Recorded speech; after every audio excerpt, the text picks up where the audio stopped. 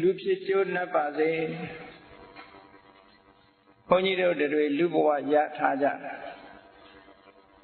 အလုံးလည်းကြားဘူးကြတယ်မနုဿတ္တဘာဝထုံလဘော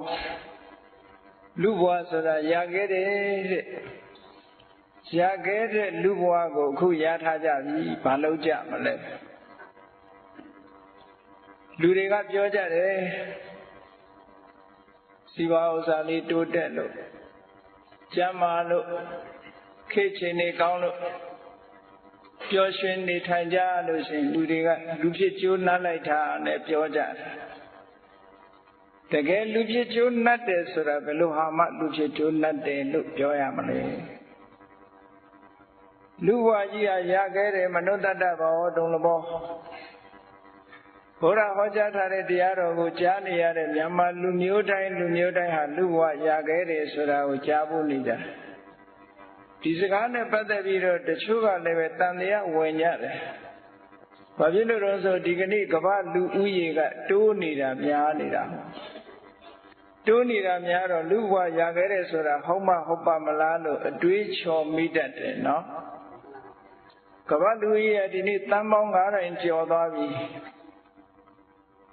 တွက်တဲ့လူတွေကလည်းတွက်တယ်ကဘာကြီးမှာကျွေးနိုင်တဲ့လူဦးရေဘယ်လောက်ပဲရှိတယ်တန်ပေါင်း9000ကျော်သွားလို့တန်ပေါင်း1000လောက်ရောက်သွားရင်လူတွေဟာငတ်ကုန်လိမ့်မယ်လို့ဒီလိုတွက်တဲ့လူတွေလည်းတွက်တယ်တွက်ပြီးတဲ့အခါကျတွက်ရုံနဲ့မကဘူးတချို့နိုင်ငံတွေမှာဆိုလို့ရှိရင်သူတို့အင်္ဂလိပ်လိုတော့ family planning လို့ခေါ်တယ်သာသမီလျှော့ပြီးတော့ယူကြတယ်တစ်ယောက်ပဲယူမယ်နှစ်ယောက်ပဲယူမယ်ဆိုအဲ့ဒီသဘောကဘာကိုပြောနေတာတော့ဆိုရင်ကျန်တဲ့လူတွေလူဘဝလာခွင့်မပြုဘူးလို့ပိတ်ထားတာနဲ့မတူဘူးလားဆိုးလိုက်တာနော်လူဘဝဆိုတာရခဲ့ပါတယ်ဆိုလို့လာခြင်းတဲ့လူတောင်မှမလာရအောင်စီမံကိန်းနဲ့ပိတ်ဆို့နေတာမျိုးဖြစ်မနေဘူးလားလာခြင်းတဲ့လူတွေလာပါစေလူဘဝဆိုတာအလွန်ရခဲ့ပါတယ်ဘုရားမြတ်စွာကဟောတယ်လူဘဝဆိုတာအလွန်ရခဲ့တယ်ဆိုတာမှန်တယ်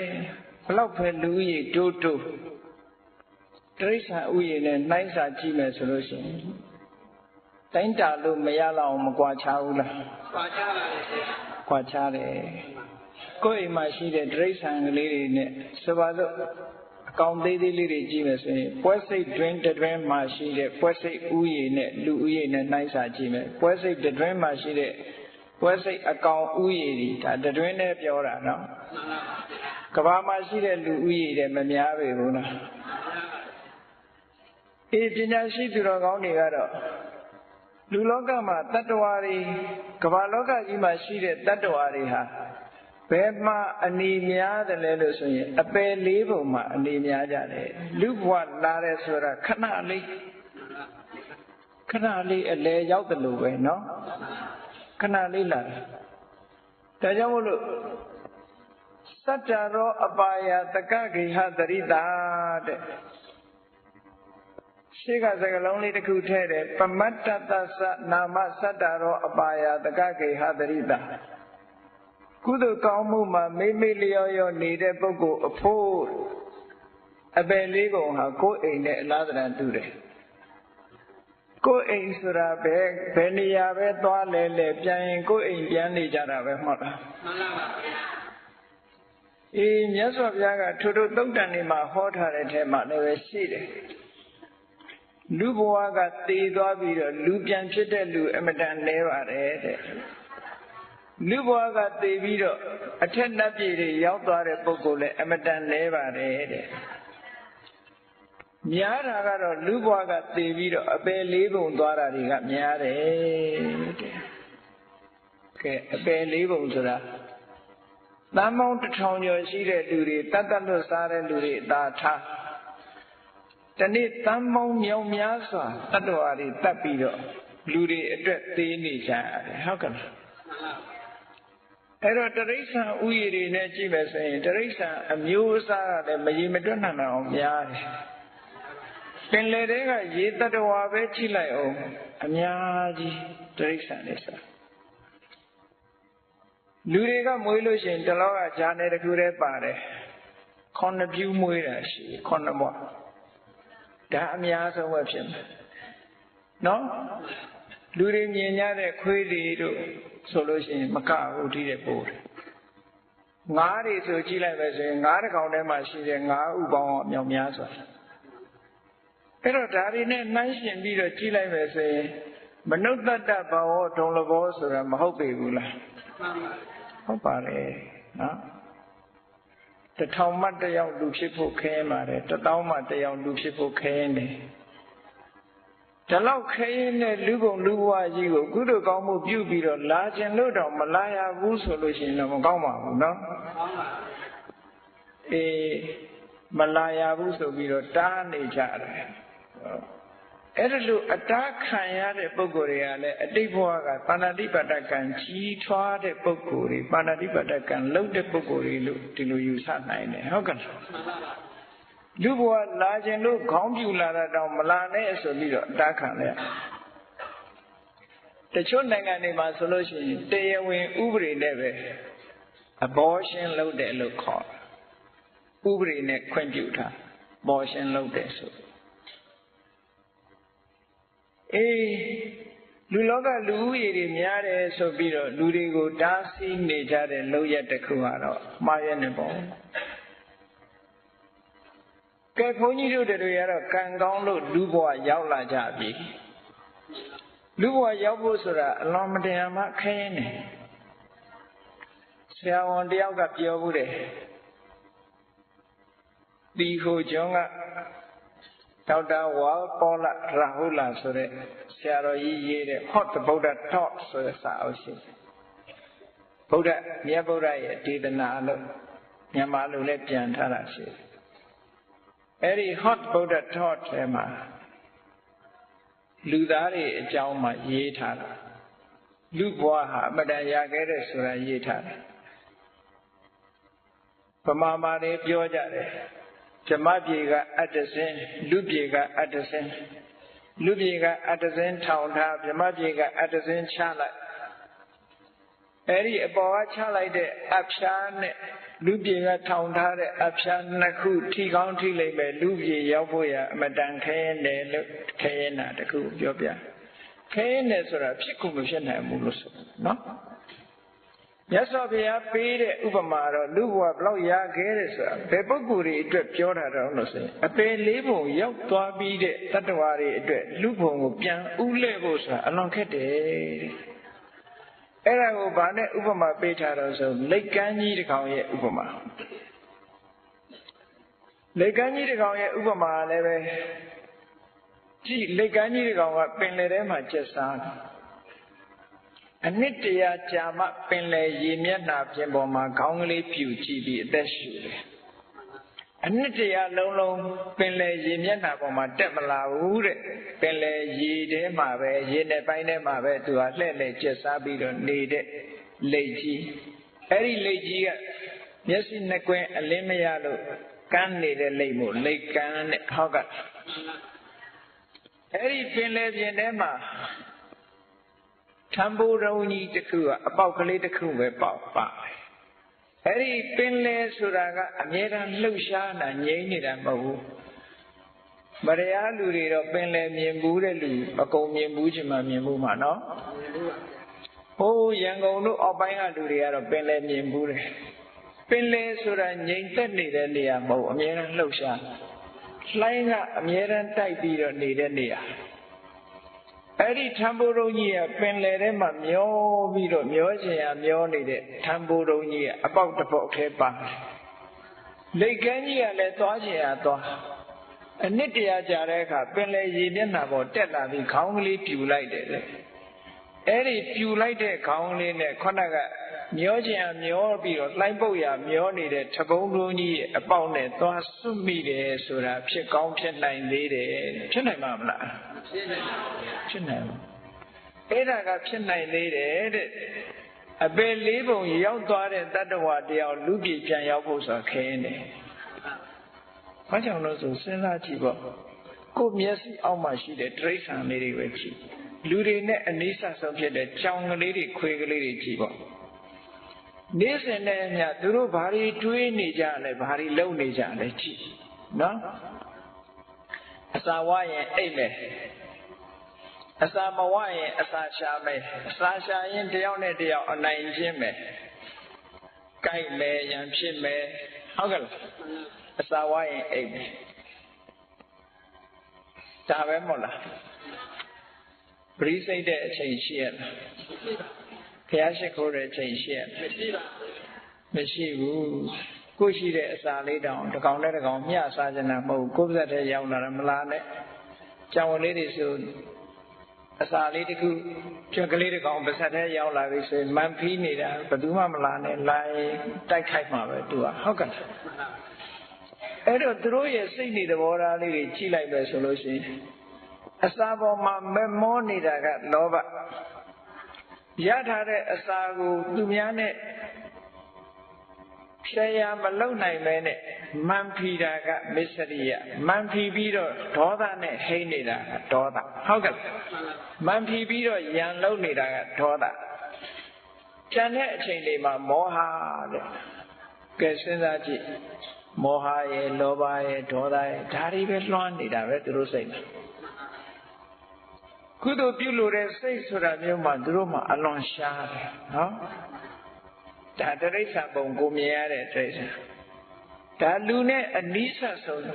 ခွေးလေးတွေကြောင်လေးတွေဆိုတာအနီးဆက်ဆုံးကြောလူနဲ့အလွန်ဝေးတဲ့အကောင်တွေဆိုလို့ရှိရင်တိရစ္ဆာန်ဆိုတာတွေကအညမညခာရိကဒုဗ္ဗလခာရိက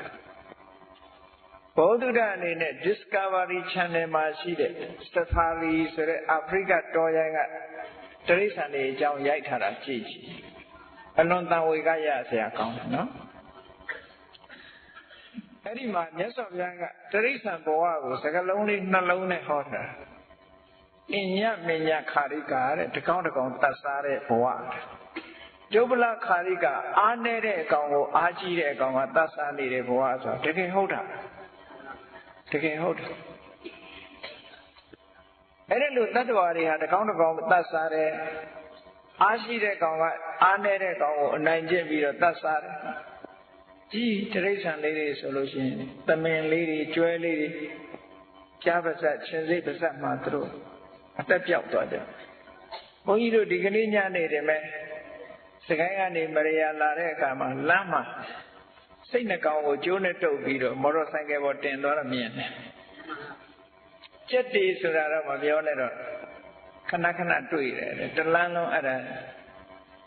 ကျက်ကိုနောက်ကနေစောက်ထိုးကျိုးနဲ့ချီပြီးစောက်ထိုးဆွဲပြီးတော့မော်တော်ဆိုင်ကယ်နဲ့စီးသွားတာတွေတွေ့လိုက်တယ်ကဲသူတို့ဘဝစဉ်းစားကြည့်စမ်းအဲ့တော့ဒါတိရစ္ဆာန်ဘဝရဲ့ဒုက္ခလေးတစ်ခုတည်းမဲ့အမတန်ကြီးမားတယ်တဲ့တော်ကြီးမားတဲ့ဘဝအဲ့ဒီဘဝမှာရောက်နေတဲ့တိရစ္ဆာန်တွေကအဲ့ဒီလိုညှဉ်းပန်းခံနေရတဲ့အချိန်မှာဘလောက်စိတ်ရှင်းရဲပြီးတော့ဘလောက်တောကတွေဒေါသတွေဖြစ်နေကြမလဲဆိုတာစဉ်းစားကြည့်သေတော့ဒီစိတ်နဲ့သေရမှာဆိုပြန်လာလို့ရပါ့မလားအေးရေပုံရစကားပြောမယ်ဆိုရင်လောဘနဲ့သေရင်ပြိတ္တာဖြစ်တယ်ဒါလူတွေကိုပြောတာနော်လောဘလွှမ်းနေတဲ့အချိန်သေလို့ရှိရင်ပြိတ္တာဖြစ်တယ်တဲ့ဒေါသလွှမ်းမိုးနေတဲ့အချိန်သေလို့ရှိရင်ငရဲကြတယ်တဲ့မောဟတွေလွှမ်းမိုးနေတဲ့အချိန်သေလိုက်လို့ရှိရင်တိရစ္ဆာန်ဖြစ်တယ်ဒါရေပုံရစကားကိုပြောတာပါနော်ဒီလောဘဒေါသမောဟဆိုတဲ့ဒီတရားတွေလွှမ်းနေတဲ့အချိန်လေးမှာသေလိုက်လို့ရှိရင်ကောင်းအတုဂတိတော့ဘယ်နည်းနဲ့မှမရောက်နိုင်ဘူးစိတ်ကမဲညစ်နေတဲ့အချိန်ပေါ့နော်အေးလူဘဝပဲပြန်ကြည့်လိုက်အောင်ဒီလိုတိရစ္ဆာန်ဘဝတွေနဲ့နှိုင်းယှဉ်ပြီးတော့ကြည့်လိုက်မယ်ဆိုလို့ရှိရင်လူဘဝကဆင်းရဲဒုက္ခတွေအများကြီးသက်သာသေးတယ်ပေါ့အဲ့တော့သူတို့ဘဝနဲ့နှိုင်းယှဉ်ကြည့်မယ်ဆိုလို့ရှိရင်လူဘဝသည်မနုဿတ္တဘာဝတုံလဘောအလွန်ရခဲ့တဲ့ဘဝတစ်ခုဆိုတာကိုယ့်ဘဝလေးကိုတန်ဖိုးထားတတ်ဖို့လိုတယ်အကယ်၍ကာမဂုဏ်အာယုန်တွေပေါ်မှာပျော်လို့ပါလို့လောဘနဲ့အချိန်ကုန်မယ်ဒေါသနဲ့အချိန်ကုန်မယ်ဘာမှလှုပ်တဲ့မလှုပ်တဲ့ဆိုတာတွေမသိပဲနဲ့တွေ့เสียအာယုန်နဲ့ပြောနေတဲ့မောဟနဲ့အချိန်ကုန်မယ်ဆိုလို့ရှိရင်ခုနကတိရစ္ဆာန်ဘဝနဲ့ဘာမှသိပြီးကြွားချမှာမဟုတ်တော့ဘူးเนาะဒါကြောင့်မို့ လူဘဝရလာတဲ့အခါမှာလူဖြစ်ကျိုးနတ်ပါစေတဲ့လူဘဝလူဖြစ်ကျိုးနတ်ဖို့မတန်မှအရေးကြီးကဲလူဘဝရလာတယ်ဆိုတာဘယ်ပုံရလာတော့ဘယ်ပုံရလာတာတော့လို့ကြည့်လို့ရှိရင်လူဖြစ်ပုံလူဖြစ်နည်းကိုမြတ်စွာဘုရားကတန်ရုံပါဠိတော်မှာဟောထားတာရှိတယ်အိန္ဒကလို့အမည်ရတဲ့ဘလူးကြီးတစ်ကောင်ကနေပြီးတော့အတိတ်ဘဝကဝိညာဉ်ကလေးကဝင်စားပြီးလူဖြစ်လာတယ်ဆိုတဲ့အယူအဆတတ္တဝါဆိုတာဘယ်လိုဖြစ်လာသလဲလူဆိုတာဘယ်လိုဖြစ်လာသလဲဆိုတဲ့အယူအဆတရားကိုမြတ်စွာဘုရားကသာဝရခိုင်မြဲတဲ့ဝိညာဉ်ခေါင်းဆိုတာမရှိဘူးအတိတ်ဘဝကသုတေစိတ်ကျသွားတာနဲ့တပြိုင်နက်ကံကြောင့်မို့လို့ပရိသေစိတ်ပေါ်လာတာပရိသေစိတ်ပေါ်လာပြီးတဲ့နောက်မှာယုတ်တိနံနေအတူတကွဖြစ်လာတဲ့အခြေခံယုတ်နဲ့အခြေခံနံကိုအကြောင်းပြုပြီးတော့တဖြည်းဖြည်းတိုးပွားလာတယ်လို့မြတ်စွာဘုရားကအဲ့ဒီသုတ်တံမှာပထမံကလလံဟောတိကလလဟောတိအဘုဒ္ဓအလုံးကြားဦးတယ်ကလလရေကြီးဆိုတာမိခင်ဝါနဲ့နော်ဒါလူသားတွေရဲ့ရေပုံရကိုပြောတာမိခင်ဝမ်းကမွေးဖွားလာတဲ့လူသားတွေရဲ့ဘဝအစဒီဘဝအစကလလရေကြီးမှာတရေတီးလာအဲ့တော့ကလလရေကြီးဆိုတာဘာနဲ့တိဆောက်ထားတာတော့လို့ပြောမယ်ဆိုလို့ရှိရင်ဟုတ်လားစပန်လို့အိုပန်းလို့ခေါ်တယ်မိဘနှစ်ပါးရဲ့တုတ်သွေးနဲ့ပေါင်းဆက်သွားတဲ့အခါကျတော့အဲ့ဒါလေးကကလလရေကြီးဖြစ်လူရဲ့တရေတီးရဆိုတော့မျိုးစိတ်လေးတစ်ခုဆိုလို့ရှိရင်မြေနဲ့ရေနဲ့ပေါင်းဆက်ထားတဲ့အပေါ်မှာပေါက်လို့ရတယ်အေးဘဝတန်တရားမှာလဲကျင်ပြီးနေကြတဲ့တ attva တွေလူဖြစ်တော့မယ်ဆိုလို့ရှိရင်အဲ့ဒီ span ဆိုတာရဲ့အိုးပန်းဆိုတာရဲ့နှစ်ခုပေါင်းလိုက်ခုခေတ်သိပ္ပံကတော့ medical science ကဘယ်လိုပြောတော့ဆိုလို့ရှိရင် span လို့ဆိုတဲ့ဟာတွေကသူတို့ကတော့သက်ရှိတ attva ပုံစံမျိုးပြောတယ်ပေါ့ပြေးပြီးတော့ဝင်ရတယ်တဲ့တန်ပေါင်းများစွာအဲ့ဒီထက်ကတစ်ကောင်နှစ်ကောင်ပဲအသက်ရှင်တယ်လို့သူတို့ပြောဒီသူတို့ကတော့ပိုးလို့ပြောတာပေါ့နော်ဖခင်ရဲ့သုတ်ပိုးလေးတွေကတတိတရမဲ့အချိန်ကိုသူတို့အလူရဲ့အဲ့ဒီထဲမှာပြေးဝင်ကြတယ်အဲ့တော့ဘုရားမြတ်စွာရဲ့ဒေသနာတော်ကတော့အဲ့ဒါလို့မဟုတ်ဘူးမိဘရဲ့ span နဲ့ open နှစ်ခုတွဲသွားတာလေးကဒါမြေသဘောလေးဖြစ်လာတယ်အဲ့ဒီပေါ်မှာအတိတ်ဘဝကသုတေစိတ်ကြလာလို့ကံပြစ်ချတဲ့ကန္တပလို့ခေါ်ရပေါ့လေတရေယူတော့မဲ့ပုဂ္ဂိုလ်ဆိုတာဘယ်ပုဂ္ဂိုလ်လဲလို့ဆိုရင်ခုဘဝကသုတေစိတ်ကြတဲ့ပုဂ္ဂိုလ်တဘဝမှာသုတေစိတ်ကြဘာဖြစ်လို့တော့ဆိုရင်စက္ကန့်အတွင်းမှာတန်ပေါင်းများစွာသောတ attva တွေသိနေတာအဲ့တော့ဗာနဲ့ဥပမာတူလို့ဆိုလို့ရှိရင်ကောင်းငင်ကမိုးပေါက်တွေကျနေတယ်လို့ပဲသိနေတဲ့ attva တွေရဲ့ attva တွေကဖြစ်ဖို့ရအစဉ်သင်းဖြစ်နေကြတယ်နော်သိလိုက်တာနဲ့တပြိုင်နက်တောက်လျှောက်ဖြစ်မှာဝိညာဉ်စိတ်လေးတွေအနေနဲ့ဒါမြန်လာရည်လားလို့မအောင်မေးနဲ့ရန်ကုန်ကနေပြီးတော့တယ်လီဗီရှင်းလွှင့်တာဗရယာကနေဖိုင်ချက်ချင်းရတယ်မဟုတ်လားအေးအဲ့ဒီပုံစံပဲဘယ်ဘဝကသေးလာလားဘယ်ဘဝကသေးသေးကံရဲ့စွမ်းအားကြောင့်ခုနပြောတဲ့ကလလဆိုတဲ့အထဲမှာလာပြီးတော့တတိခါကြမှာပဲအကုန်လုံးတူးမှုတူရောက်လာမှာပဲเนาะအဲ့ဒီအခြေအနေလေးကစတယ်လို့ဒီလိုပြောတာအဲ့ဒီအခြေအနေလေးကစအဲ့ဒီမှာ medical science ဆိုလို့ရှိရင်တန်ပေါင်းများစွာသောသုတ်ပိုးတွေကထဲကတစ်ကောင်ပဲအောင်နေကြံတဲ့ကောင်တွေသေသွားတယ်ဆိုတာကိုကြည့်ပြီးတော့ဆရာဝန်တယောက်ကဘုန်းကြီးကိုရှောက်ပို့တယ်လူပွားရခဲ့တဲ့ဆိုတာသူလက်ခံပါတယ်တဲ့။ဘာဖြစ်လို့လဲဆိုရင်ကြွတာလေးတွေကိုတတ္တဝါလို့ယူဆပြီးတော့သူတို့ဆေးပညာအယူဆရပေါ့တတ္တဝါတွေတဲ့အဲ့ဒီမှာဒီတုပ်ပိုးလေးတွေအများကြီးတဲ့ကတစ်ကောင်ပဲဒီလူဖြစ်လာတယ်ပေါ့ကျန်တာတွေအကုန်သေးသွားတယ်ပေါ့ဒါကြောင့်မလို့ तू ကလူဘဝရခဲ့တယ်ဆိုတာ तू ကလက်ခံပါတယ်လို့တခါပြောဘူးတယ်အဲ့လိုသို့တော့အဲ့ဒီကလလဆိုတဲ့ထဲမှာ တတ္တဝါတွေအများကြီးစုပြုံရောက်တယ်လို့ဒီလိုတော့စာထဲမှာမပါဘူးပေါ့နော်သို့တော့သတိခနိုင်တဲ့အနေအထားမျိုးလေးတွေရှိတယ်ကြည့်လေမိုးပေါက်ကလေးတွေကကြာလာတာသူကြာချင်တဲ့နေရာမှာကြာမှာတချို့မိုးပေါက်ကသွပ်ပေါ်ကြာတယ်တချို့မိုးပေါက်ကတက်ကယ်ပေါ်ကြာတယ်တချို့မိုးပေါက်ကတစ်ပင်ပေါ်ကြာတယ်တချို့မိုးပေါက်ကမြေကြီးပေါ်ကြာတယ်ဟုတ်လားတန်ပေါင်းများစွာသောမိုးပေါက်ကလေးတွေဒီလိုကြာတယ်လို့ပဲသေတဲ့ပုဂ္ဂိုလ်တွေကလည်းတန်ပေါင်းများစွာရှိတယ်တတ္တဝါကံရဲ့စွမ်းအားကြောင့်ကြာချင်တဲ့နေရာကြာတာအဲ့ဒါလို့ကြာလာတဲ့အခါမှာကလလဆိုတွေကအောင်မြင်မြင်ဖြစ်လာပြီဆိုလို့ရှိရင်ပထမရက်တစ်ပတ်မှာကလလဆိုတဲ့ရေးရှိဒုတိယရက်တစ်ပတ်ရောက်တဲ့အခါကျအမြုပ်ကလေးဖြစ်လာ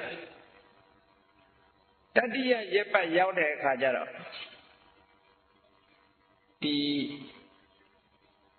ငရုတ်သီးကိုထောင်းပြီးအေးဖြောအဲ့ဒီအေးဖြောပြီးတော့ဒီလိမ်ပန်းလေးပေါ်မှာထားပြီးနေဘူးလှမ်းလိုက်တဲ့အခါကျတော့ငရုတ်ကြီးဖတ်ကလေးဖြစ်လာတယ်သားတစ်လေးလို့အခဲလေးအနှစ်ကလေးဖြစ်လာတဲ့ဟာမျိုးဖြစ်လာတတိယပတ်ကျအဲ့ဒါကိုမြတ်စွာဘုရားကပထမံကလလံဟောတိပထမမှာကလလကလလဟောတိအဘုဒ္ဓကလလကနေပြီးတော့အမြုပ်အဖြစ်ပြောင်းလာတယ်အမြုပ်ကနေပြီးတော့သာတိအဖြစ်ပြောင်းလာတယ်အဘုဒ္ဓံသာယတိပေတိနိဗ္ဗတတိကနောဆိုပြီးတော့အတုံးခဲလေးဖြစ်လာတယ်ဒါလူဘဝမှာဒီလိုစအမတမရခဲ့တဲ့လူဘဝတစ်ခုဟာအောင်မြင်မိဘဝမ်းကထွက်ဖို့ဆိုတာကိုတော်တော်ခဲရင်တယ်နော်အဲ့ဒါလို့ကဏလို့ဆိုတဲ့အတုံးခဲလေးဖြစ်လာပြီးတဲ့နောက်မှာအဲ့ဒါယတ္တတ၄ဘတ်ဖြစ်သွားအဲ့ဒီကဏကနေပြီးဘာဖြစ်လာတော့ဆိုဖူလေး၅ခုထွက်လာအဲ့ဒါကိုခဏပတ္တခါအဖူလေး၅ခုတစ်ဖူကခေါင်းပေါက်မဲ့နေရာကျန်တဲ့နှစ်ဖူကလက်ကျန်တဲ့နှစ်ဖူကခြေထောက်နှစ်ဖက်ပေါ့အားလုံးဖူလေး၅ခုအရင်ထွက်လာတယ်တဲ့အဲ့ဒီနောက်မှာလူသားဟာတဖြည်းဖြည်းတိုးတက်လာတယ်ဆိုတော့ကလလဆိုတဲ့အခိုက်အတန့်မှာဘာတွေရှိတယ်လဲလို့ကြည့်မယ်ဆိုလို့ရှိရင်ဆိုတော့အတိညာထက်မြက်တဲ့လူသားတစ်ယောက်ရဲ့တရေစိတ်အကောင်းဆုံးတရေစိတ်လို့ပြောရမယ်ဆိုရင်ကုသိုလ်ရဲ့အကျိုးဖြစ်တဲ့ပထမမဟာဝိပဿနာစိတ်ဒါအဘိဓမ္မာသင်ဘူးတဲ့လူတော့အဲ့ဒီလိုပြောရင်နားလဲပထမမဟာဝိပဿနာစိတ်သောမနတညာဏတံပယုပထမမဟာဝိပဿနာအသင်္ခါရိကပထမမဟာဝိပဿနာဆိုလိုတာကအဲ့ဒီတရေစိတ်လေးဟာတဲ့ပျော်ရွှင်မှုဆိုတဲ့ခံစားချက်ကလေးပါတယ်အတိညာဆိုတဲ့ဒီစဉ်းစားဉာဏ်လေးအခြေခံလေးပါတယ်ထက်မြက်မှုဆိုတဲ့အနေအထားလေးပါတယ်အဲ့ဒီစွမ်းရည်၃မျိုးပါတဲ့စိတ်ကလေးဟာစတင်ပြီးတော့ဖြစ်တယ်အဲ့ဒါကိုပဋိစ္စသမုပ္ပါဒ်ကြတော့ဘာဟောတော့ဆိုသင်္ခါရပစ္စယဝိညာဏလို့ဟောမြတ်စွာဘုရားနော်အတိတ်ဘဝကကုသိုလ်ကံရဲ့စွမ်းအားကြောင့်သင်္ခါရဆိုတာအတိတ်ဘဝကုသိုလ်ကံအဲ့ဒီကုသိုလ်ကံရဲ့စွမ်းအားကြောင့်မိခင်ရဲ့ဝမ်းထဲမှာခုနကလလလို့ဆိုတဲ့နေရာမှာဘာလာပေါ်လာလဲဆိုရင်ခုနပြောတဲ့တတိ၃မျိုးစွမ်းရည်၃ခုပါတဲ့စိတ်ကလေးပေါ်လာတယ်တဲ့ဝမ်းသာတဲ့အနေအထားရှိတယ်ဝမ်းသာတဲ့ခံစားချက်လေးပါမယ်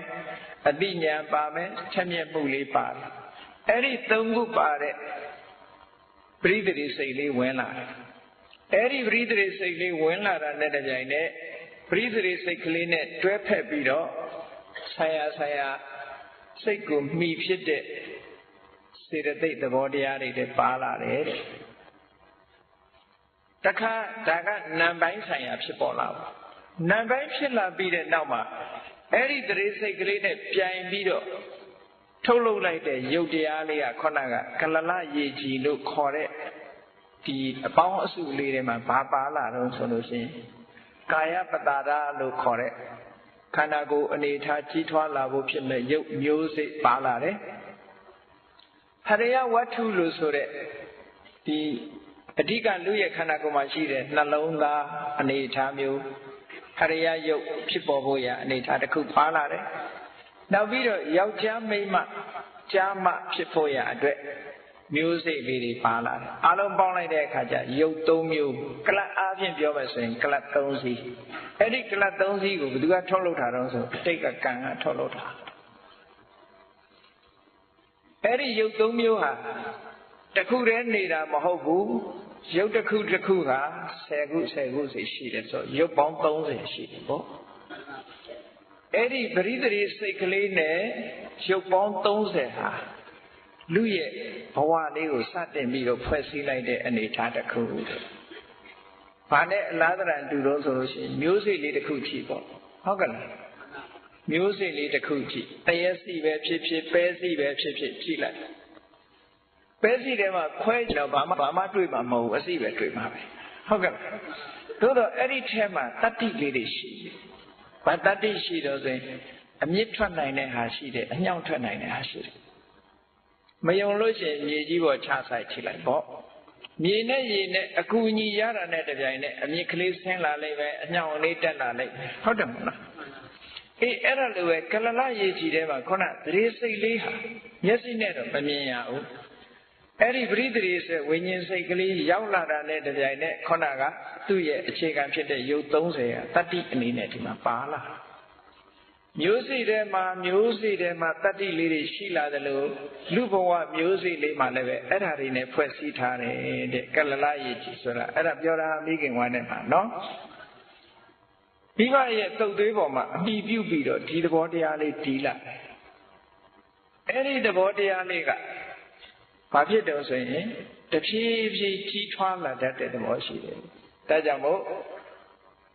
ကြီးထွားလာတဲ့သဘောကြောင့်မို့လို့ပထမ9ရက်မှာဆိုလို့ရှိရင်ကလလရေကြီးဆိုတာတကယ်အဆက်အပေါက်ကလေးကျမ်းဂန်ထဲမှာဆိုဘယ်လောက်ထိအောင်ပြောတော့ဆိုရင်အဖျားကလေးတဲ့အဖျားလေးကိုစီတဲ့ကိုနှစ်ပြီးတော့အကျိန်100လောက်ခါလို့အဲ့ဒီအဖျားလေးမှာတီးပြီးတော့ကျန်တဲ့စီပေါင်းလောင်းလို့အဲ့လိုတော့ပြောတယ်နော်အဲ့တော့ပြောမယ်ဆိုလို့ရှိရင်ပဂတိမျက်စိနဲ့မမြင်ရဘူးပဂတိမျက်စိနဲ့မမြင်ရဘူးမိုက်ခရိုစကုပ်နဲ့မှမြင်ရမယ်ဒါမျိုးမိုက်ခရိုစကိုပစ်လို့ပြောတယ်အဲ့ဒီဟာမိုက်ခရိုစကုပ်ဆိုရတဲ့အားကြီးတဲ့မှန်မြောင်းကြီးနဲ့ကြီးမှအဲ့ဒါလေးကိုမြင်ရမယ်လို့ပြောတယ်အဲ့ဒီကနေလူဘဝစလိုက်တာနော်တဖြည်းဖြည်းကြီးထွားလာလို့အမြုပ်ဖြစ်လာတယ်အမြုပ်ကနေပြီးတော့သားတဲ့လေးလူဖြစ်လာတယ်အဲ့ဒီကနေအတုံးခဲလေးဖြစ်လာတယ်ခက်မ9ပြာပေါက်လာတယ်ပြီးတဲ့အခါကျတော့လူခန္ဓာကိုယ်ပြီးသားလေးပေါ်လာတယ်တဲ့ပရမရှိပိုင်းကိုတော့ embryology လို့ခေါ်တယ် embryo လို့ခေါ်တယ် embryology မှာပါတဲ့ embryo တရေသာအဲ့ဒီနောက်ကြတဲ့အခါကျတော့ခုနကပုံတရံလေးပြီးလာတဲ့အခါကျတော့ fetus လို့ခေါ်ဟောဒီလိုလူဘဝဟာဒီလိုခဲခဲရင်းရင်းနဲ့နောက်ဆုံးကြတော့6 လလွယ်10 လပွား6 လ10 လသို့မဟုတ်8 လရောက်လာတဲ့အခါကျတော့လူဘဝကိုရောက်လာကြတယ်ပေါ့ဟုတ်ကဲ့အဲ့ဒါလိုရောက်လာတဲ့လူဘဝသည်ဖြစ်စဉ်ကိုကြည့်အောင်ပဲမနုဿတ္တဘာဝတုံလဘောမဖြစ်ဘူးလားဖြစ်တယ်လူတယောက်ဖြစ်ဖို့ရလွယ်တယ်မဟုတ်ဘူးဒီကြားထဲမှာတည်သွားနိုင်သေးတယ်တည်သွားတဲ့ပုဂ္ဂိုလ်တွေအများကြီးရှိတယ်ကလလရေကြီးအဆင့်သားမှာတင်တည်သွားတဲ့တ attva တွေအများကြီးရှိဟောတာတဲ့အဆင့်အမြုပ်အဆင့်ဒီလိုအဆင့်မှာလည်းတည်သွားနိုင်သေးတယ်နော်တက်တူတဲ့ပုဂ္ဂိုလ်တွေကြတော့အဲ့ဒီအဆင့်မှာတည်တဲ့တ attva တွေအများကြီးပဲအဲ့တော့ခွန်ကြီးတို့တွေဟာလူဖြစ်လာတယ်ဆိုအဆင့်မောများစွာအခက်ခဲများစွာကြော်လွှားပြီးတော့လူဘဝရောက်လာကြပြီတဲ့အဲ့ဒီရောက်လာတဲ့လူဘဝကိုဖြစ်ရကြိုးနှက်အောင်ဘယ်လိုလုပ်လူဘဝလူဖြစ်ကြိုးနှက်အောင်ဘယ်လိုလုပ်မလဲနေ့စဉ်နဲ့အမျှကာမဂုဏ်အာယုန်တွေကိုပျော်ပါနေတာဒါရိုးရာတိရစ္ဆာန်တွေလည်းပဲလောဘရှိတာပဲပြောတာပဲဟုတ်ကဲ့လားတိရစ္ဆာန်တွေလည်းမုန်းစရာအာယုန်နဲ့တွေ့ရင်ဒေါသဖြစ်တာပဲရံဖြစ်ကြတယ်ကဲလူတွေလည်းပဲလောဘနဲ့နေမယ်ဒေါသနဲ့နေမယ်ဘာမှမသိဘူးမောဟနဲ့နေမယ်ဆိုလို့ရှိရင်စိတ်နေသဘောထားသည်တိရစ္ဆာန်အဆင့်နဲ့ တူးမနေဘူးလားအဲ့ဒါဆိုလို့ရှိရင်ခဲခဲရင်ရလာတဲ့လူဘဝလူဖြစ်ကျိုးနတ်ပါမလားအေးဒါကြောင့်မလို့လူဖြစ်ကျိုးနတ်ဖို့သိကိုဘဝကိုစဉ်းစားဒီတိုင်းအမှတ်တမဲ့မနေရဘူးကိုဘဝကိုစဉ်းစားရမယ်လူဖြစ်ကျိုးနတ်အောင်နေရအဲ့တော့လူဖြစ်ကျိုးနတ်အောင်နေဖို့ဆိုတာဘာတွေလုပ်ဖို့လိုလဲဘယ်လိုလုပ်ပြီးလူဖြစ်ကျိုးနတ်ရမလဲအရေးကြီးဆုံးကဘာလုပ်ရအောင်လဲနံပါတ်1ကလူဖြစ်လာပြီဆိုလို့ရှိရင်အရေးကြီးဆုံးခံယူချက်ကဘာလို့ဆိုရင်ကမ္မတက္ကတာသမ္မာဒိဋ္ဌိဆိုတဲ့မှန်ကန်တဲ့အမြင်ရအောင်လုပ်အောင်မရသေးရင်ရအောင်လုပ်အောင်ကိုယ်တန်မရသေးဘူးဆိုလို့ရှိရင်ကမ္မတက္ကတာသမ္မာဒိဋ္ဌိဆိုတာဘာပြောတာတုံးဆိုရင်ကိုလှုပ်တာကိုနဲ့ဆိုင်တယ်ဆိုတဲ့ခံယူချက်မြတ်စွာဘုရားကဟောတာလေယံကမ္မံဂရိတံတိကလျာဏဝါပါဝကံဝါတတ္တကမ္မတထာယတာကောင်းတာလှုပ်လို့ဆိုးတာလှုပ်လို့ဘာလှုပ်လို့ကိုပဲဆိုင်ကိုပဲမွေခံအဲ့ဒီခံယူချက်ထားတာကိုကမ္မတက္ကတာသမ္မာဒိဋ္ဌိအဲ့ဒီအမြင်ရှိရမယ်တဲ့အမှန်ကန်တဲ့အမြင်အဲ့ဒီအမြင်မရှိရင်လူတော်လူကောင်းမဖြစ်နိုင်လူတော်လူကောင်းမဖြစ်တော့ဘူးဒါကြောင့်မို့လို့နံပါတ်1လူရလို့ဖြစ်လာလို့ရှိရင်ကမ္မတက္ကတာသမ္မာဒိဋ္ဌိဆိုတဲ့ကိုလှုပ်တာကိုနဲ့ဆိုင်တယ်ကိုလှုပ်တာကိုနဲ့ဆိုင်တယ်ဆိုတဲ့အတွေးခေါ်ရှိတဲ့လူတယောက်ဒီအေးမကောင်းတာလုပ်ရင်ငါမကောင်းတာဖြစ်လိမ့်မယ်ကောင်းတာလုပ်ရင်ကောင်းတာဖြစ်လိမ့်မယ်လို့သူခံယူထားတယ်ခံယူထားသည့်အတွက်ကြောင့်သူကောင်းတာလုပ်ဖို့ပဲကြိုးစားလိမ့်မယ်မကောင်းတာလုပ်ဖို့မကြိုးစားဘူးဘာဖြစ်လို့လဲဆိုတော့လူတိုင်းဟာကောင်းတာပဲရချင်တာပေါ့ဒါကြောင့်မို့လို့မကောင်းတဲ့အမွေတွေကိုတော့မခံနိုင်ဘူးကောင်းတဲ့အမွေရအောင်လို့ဆိုပြီးကောင်းအောင်နေလိမ့်မယ်တဲ့ဒါကိုစဉ်းစားဖို့လိုအပ်တယ်ဒီဘဝတည်းမှာကြည့်လူတိုင်းဟာကံရဲ့ပုံရိပ်အမှတ်တစိတ်တွေပေါ်နေတယ်အမှတ်တမဲ့မနေနဲ့ကံရဲ့ပုံရိပ်အမှတ်တစိတ်တွေလူတိုင်းမှာရှိကြည့်လေကံရဲ့ပုံရိပ်တွေဘယ်လိုပေါ်တော့လို့ဆိုလို့ရှိရင်ဒါအမေကမွေးလို့အမေနဲ့တူတယ်အဖေနဲ့တူတယ်ဆိုတာနည်းနည်းပဲတူလို့ရတယ်အကုန်တူလို့မရဘူးနော်ကျန်လာကံကနေဆုံးဖြတ်ပေးသွားတယ်တချို့ကြတော့ယုံလှတယ်တဲ့တချို့ကြတော့ယုံမလှဘူးတဲ့ဒါကံရဲ့ပုံရိပ်မှတ်တစိတ်ပဲယုံလှတာဘာဖြစ်လို့ယုံမလှတာဘာဖြစ်လို့ဘယ်သူလှုပ်တာမဟုတ်ဘူးကိုလှုပ်တာကိုလှုပ်တဲ့အမွေကိုရတာအမွေရတယ်ဆိုတာအဲ့ဒါပြောတာဒီဘဝမှာဒါတတိပဋ္ဌာန်ရင်နောက်ဘဝလည်းဒီအမွေဆက်ခံအောင်မှာအေးအတိတ်ဘဝမှာစိတ်ခဏဆိုးတဲ့လူတွေဟာရုပ်ဆိုးအကြည့်တန်ဖြစ်တယ်ဒေါသကြီးတဲ့နောင်ဘဝသာထားလေဒီဘဝပဲကဲစိတ်ဆိုးနေတဲ့အချိန်ကိုယ့်အကိုမှန်နဲ့ကြည့်ကြည့်တယ်ဘယ်လောက်ရုပ်ဆိုးမလို့ဟုတ်ကဲ့လားစိတ်ဆိုးတာကိုလှတယ်လို့မြင်ရတဲ့ယုံများရှိလားဘယ်လောက်လှတဲ့လူဖြစ်ဖြစ်စိတ်ဆိုးရင်ယုံဆိုးသွားမှာပဲဟုတ်ကဲ့အဲ့တော့ဒေါသရဲ့အကျိုးဆက်ဆိုတာအကောင်းမထွက်လာဘူးပေါ့ဒီဘဝတည်းမှာအကောင်းမထွက်ဘူးနော်ငရဲကြည့်လားမကြည့်လားမေးမနေနဲ့ဒီဘဝတည်းမှာအယုံဆိုးသွားပြီဒီဘဝတည်းမှာမျက်နှာကြောကြီးတင်းတယ်မျက်မှောင်ကြီးကုတ်တယ်နှုတ်ခမ်းကြီးဆူတယ်နောက်ဘဝလည်းအဲ့ဒါမျိုးကြီးပဲဖြစ်လာအဲ့ဒါဘာတော့ကိုလှုပ်တဲ့ကံရဲ့ပုံရိပ်တွေပေါ်နေတာတဲ့အေးဒီဘဝကြတော့တချို့ကြတော့မျက်နှာကကြီးလင်းပြုံးရွှင်နဲ့ကြည်လင်တဲ့မျက်နှာရှိတယ်ပြုံးရွှင်တဲ့မျက်နှာရှိတယ်မျက်နှာကချိုးသားတယ်ဆွဲလူရောမရှိဘူးလား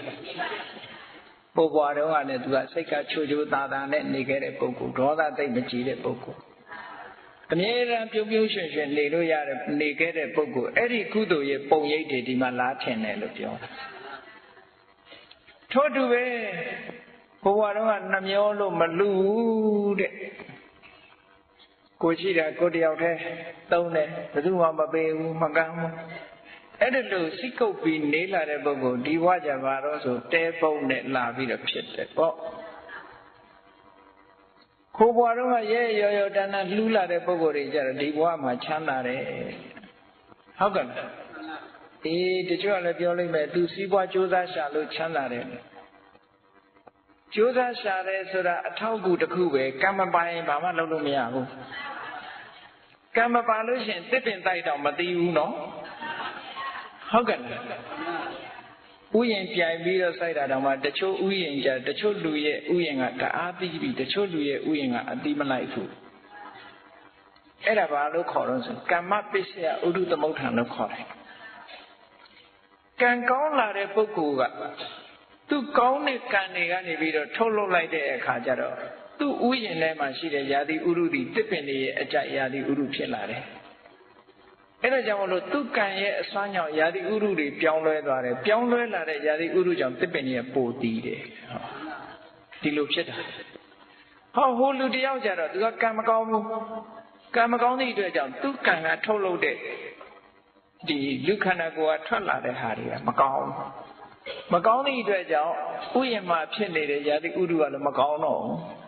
မကောင်းတဲ့အတွက်ကြောင့်အတိမသိတော့ဒါကမ္မပစ္စယဥဒုသမုဋ္ဌာန်လို့ခေါ်တယ်ကံကိုအခြေခံပြီးတော့ဥရုကြောင့်ဖြစ်လာတာတဲ့တိုက်ရိုက်မဟုတ်ဘူးတစ်ဆင့်ကအကျိုးပြုတာနော်ဒါကြောင့်မလို့တချို့သစ်ပင်လေးတွေရှိတယ်လေအဲ့ဒီပန်းမင်ကလေးတွေတချို့ပန်းမင်ကလေးတွေကလူကအဲ့ဒီပန်းမင်နာသွားပြီးတော့တချင်းလေးဆိုစောင်းလေးတီးပြီးလို့ရှင်အဲ့ဒီပင်လေးတွေလမ်းပြီးတော့ပွင့်ဒါဖြင့်သစ်ပင်ကတိတတ်လို့လားအသိစိတ်ရှိလို့လားဆိုမဟုတ်ဘူးလူကစိတ်ထဲကပြောနေလို့ရှိရင်လူတဏ္ဍာကထွက်တဲ့ chemical တွေကလည်းအကောင်းတွေထွက်လာနော်လူမှာအပြောင်းလဲရှိတယ်ဆိုတာတတိပဌာန်ရင်မသိဘူးမသိနိုင်ကြဘူးပေါ့လူတွေမှာစိတ်ဆိုးနေတဲ့ထွက်တဲ့စိတ်ဆိုးနေတဲ့အချိန်ထွက်တဲ့လူရဲ့ခန္ဓာကိုယ်ကအငွေ့တွေနဲ့စိတ်ကြီးနေတဲ့အချိန်ထွက်တာနဲ့မတူဘူးတဲ့နိုင်ငံခြားလူတွေကတော့ကြံ့ကြံ့ဖန်ဖန်စားတယ်ကမ္မထာအထုတ်နေတဲ့ပုဂ္ဂိုလ်ရဲ့အုံနောက်ဆက်နဲ့ဆမ်းပြီးတော့ရိုက်ယူကြည့်တယ်ကွန်ပျူတာနဲ့ကြည့်တယ်ဒီတိုင်းစိတ်လှုပ်ရှားနေတဲ့ပုဂ္ဂိုလ်ရဲ့အုံနောက်ကမ္မထာထိုင်နေတဲ့ပုဂ္ဂိုလ်ရနဲ့ပတ်ဝန်းကျင်အကျိုးပြုတယ်စိတ်ပူလောင်နေတဲ့ပုဂ္ဂိုလ်တယောက်ရဲ့အုံနောက်ကိုစမ်းသပ်ကြည့်တဲ့အခါကျအဲ့ဒါလိုမလာဘူးအဲ့တော့လူတွေမှာစိတ်ပိုင်းဆိုင်ရာပြောင်းလဲသွားတာနဲ့တပြိုင်နက်ရုပ်ပိုင်းဆိုင်ရာပြောင်းလဲနေတယ်ဆိုတာထင်ရှားတယ်ကဲအဲ့ဒါလို့စမ်းသပ်လို့မှသိရတာဆိုတာတဲ့ကိုယ့်ဘာကိုယ်ပဲအနုမာနဉာဏ်လို့ခေါ်တယ်အနုမာနဉာဏ်နဲ့ကြည့်ကိုယ်ပဲစိတ်ဆိုးနေတဲ့စိတ်နဲ့ပဂတိငြိမ်းချမ်းနေတဲ့စိတ်နှစ်ခုရှိလာတဲ့အခါကိုယ်ရုပ်ပုံဟာဘယ်လိုနေသလဲစဉ်းစားကြည့်ဒေါသထွက်နေတဲ့အချိန်ဖြစ်ပေါ်နေတဲ့ရုပ်စိတ်ကြည်ပြီးတော့ပြောနေတဲ့အချိန်ဖြစ်ပေါ်နေတဲ့ရုပ်တူလားမတူလားမတူဘူးဆိုရင်ကျန်တာတွေလည်းမတူဘူးလို့ပဲမှတ်ရအောင်ဟုတ်ကဲ့မတူဘူးအဲ့တော့ဒီလိုအခြေအနေအရရက်ကိုပြောင်းလဲသွားစေနိုင်တဲ့တဘာဝတရားတွေကိုကိုမသိဘူးလို့ဆိုလို့ရှိရင်ကိုယ့်ဘဝကြီးဟာဘယ်အကောင်းဖြစ်လာနိုင်မလို့နော်ဒါကြောင့်မလို့ကိုယ့်ဘဝကောင်းဖို့ရအတွက်အခြေခံဘာလိုအပ်တယ်လဲလို့ဆိုရင်မှန်ကန်တဲ့အမြင်တစ်ခုလိုအပ်တယ်အဲ့ဒီမှန်ကန်တဲ့အမြင်ဆိုတာငါဘာလုပ်တာငါဘာလုပ်ဆိုတာခြုံပြီးတော့ပြောတာငါဘာတွေးငါအတွေးဟာငါနဲ့သက်ဆိုင်တယ်ငါပေါ်မှာတုံ့ပြန်လိုက်မယ်ငါဘာပါဇက်ကပြောတဲ့အပြောတွေကလည်းငါပေါ်မှာတုံ့ပြန်လိုက်မယ်အဲ့ဒါကိုအင်္ဂလိပ်လိုတော့ responsible လို့ပြောတာပေါ့နော် responsible ကိုယ့်ရဲ့လုပ်ရတဲ့လည်းကိုယ့်ပေါ်မှာတုံ့ပြန်လာလူတွေမှာ action လှုပ်ရှားမှု၃မျိုးရှိတယ်စိတ်ရဲ့လှုပ်ရှားမှုဒါတွေးတယ်လို့ပြောတာပေါ့မနောကံစာလို့ပြောရင်ဒါမနောကံစိတ်ရဲ့လှုပ်ရှားမှုစိတ်ရဲ့ပြုမှုမှုဝစီကံနှုတ်ရဲ့လှုပ်ရှားမှုနှုတ်ကပြောတာကာယကံကိုယ်တိလက်ရောက်လုံးမှုဆိုပြီး၃မျိုးရှိတယ်အဲ့ဒီ၃မျိုးဟာကိုယ့်ကိုယ်ဆန်းစစ်ရလိမ့်မယ်တဲ့အဲ့ဒီ၃မျိုးဟာဘာတွေးဘာပြောဘာလုပ်ကိုယ်နဲ့ဆိုင်တယ်ကိုယ်နဲ့ဆိုင်တယ်အဲ့တော့လူဖြစ်ကျိုးနှံ့အောင်အတွေးရဘယ်လိုအတွေးမျိုးတွေးရမလဲလူဖြစ်ကျိုးနှံ့အောင်အပြောရရောဘာမျိုးပြောရမလဲလူဖြစ်ကျိုးနှံ့အောင်လုပ်တဲ့အခါရောဘာလုပ်ရမလဲမစဉ်းစားသင့်ဘူးလားအေးကိုကြိုက်တာတွေကိုလုပ်နေကိုကြိုက်တာတွေကိုတွေးကိုကြိုက်တယ်လို့ကိုပြော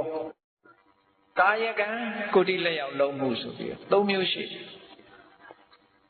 အဲ့ဒီ၃မျိုးဟာကိုယ့်ကိုဆန်းစစ်ရလိမ့်မယ်တဲ့အဲ့ဒီ၃မျိုးဟာဘာတွေးဘာပြောဘာလုပ်ကိုယ်နဲ့ဆိုင်တယ်ကိုယ်နဲ့ဆိုင်တယ် အဲ့တော့လူဖြစ်ကျိုးနှက်အောင်အတွေးရဘယ်လိုအတွေးမျိုးတွေးရလူဖြစ်ကျိုးနှက်အောင်အပြောရရောဘာမျိုးပြောရမလဲလူဖြစ်ကျိုးနှက်အောင်လှုပ်တဲ့အခါရောဘာလုပ်ရမလဲမစင်စားသင့်ဘူးလားအေးကိုကြိုက်တာတွေကိုလှုပ်နေကိုကြိုက်တာတွေကိုတွေးကိုကြိုက်တယ်လို့ကိုပြော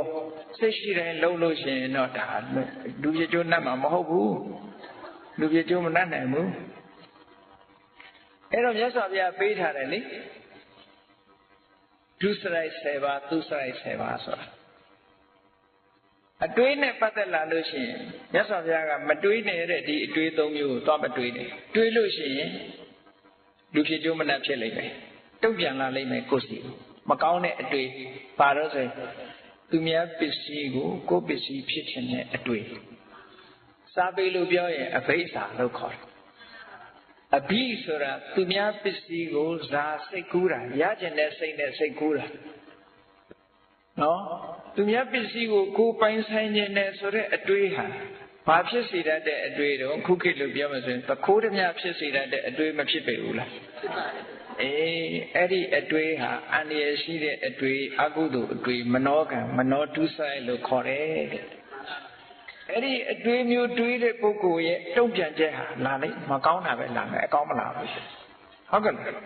ဒါအတွေးနဲ့ပတ်သက်လာလို့ရှင်သူများပစ္စည်းကိုကိုယ်ပစ္စည်းဖြစ်လို့မှုဆိုတဲ့အတွေးတွေးမိလို့ရှိရင်ဟာဒီအတွေးကမှားနေတယ်ဒီအတွေးမျိုးငါမတွေးသင့်ဘူးဒီအတွေးကိုရှောင်ရမယ်နောက်တစ်ခုအတွေးတစ်ခုကဗျာပါဒဘာလို့ဆိုရင်ကိုယ်နဲ့မတည့်တဲ့လူတယောက်ကိုစိတ်ထဲကပေါ်လာတယ်ဟာဒီကောင်သေသွားရင်ကောင်းမှာပဲဒီကောင်စီးပွားတွေပြတ်သွားရင်ကောင်းမှာပဲဒီကောင်ဒုက္ခရောက်ထောင်ကျသွားကောင်းမှာပဲဟာဒီကောင်ဒုက္ခအကြီးကျယ်ရောက်သွားရင်ကောင်းမှာပဲဆိုတဲ့အတွေးမျိုးတွေမတွေးကြဘူးလားတချို့လူတွေတွေးတယ်အဲ့ဒီအတွေးကဗျာပါဒအတွေးလို့ခေါ်တယ်အဲ့ဒီအတွေးမျိုးတွေးတဲ့ပုဂ္ဂိုလ်တဏ္ဍာမှာဘယ်တော့မှအကောင်းမလာဘူးတဲ့မကောင်းတဲ့အတွေးအဲ့ဒါအဲ့ဒီအတွေးကိုလည်းရှောင်ရှားဖို့လိုတယ်မတွေးမိစေနဲ့လူဖြစ်ကျိုးနှက်ဖို့ရအတွက်အဲ့ဒီအတွေးမျိုးမတွေးမိစေနဲ့တဲ့နောက်တစ်ခုကမိစ္ဆာဒိဋ္ဌိမိစ္ဆာဒိဋ္ဌိဆိုတာခုနပြောတဲ့အကြံမျိုးအမြင်မျိုးမရှိဘူးကိုလှုပ်တာကိုနဲ့ဆိုင်တယ်လို့မရှိဘူး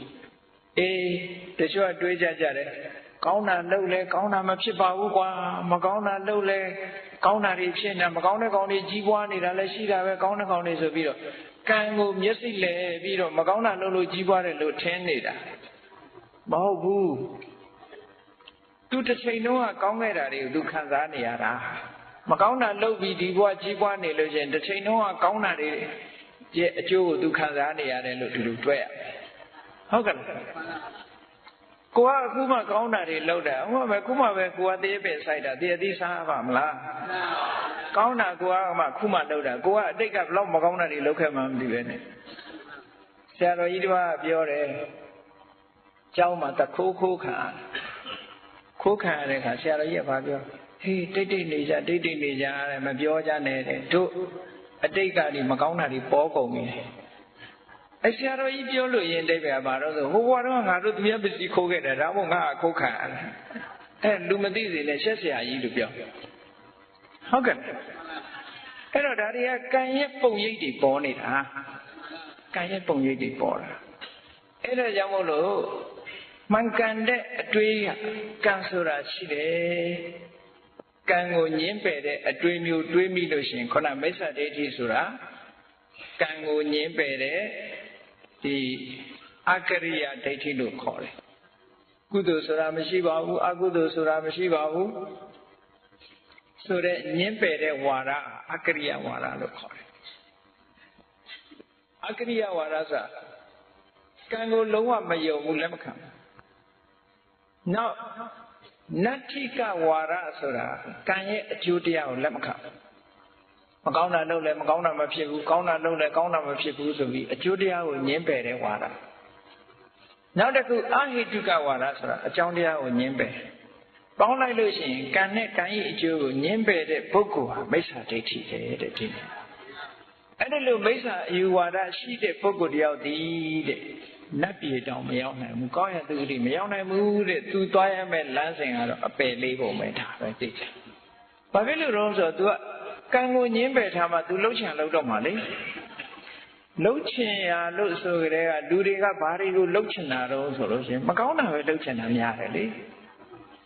အဲ့တော့သူလှုပ်ချင်ရလှုပ်တော့မယ်လူဆိုတာအထိန်ကလေးနဲ့နေရတယ်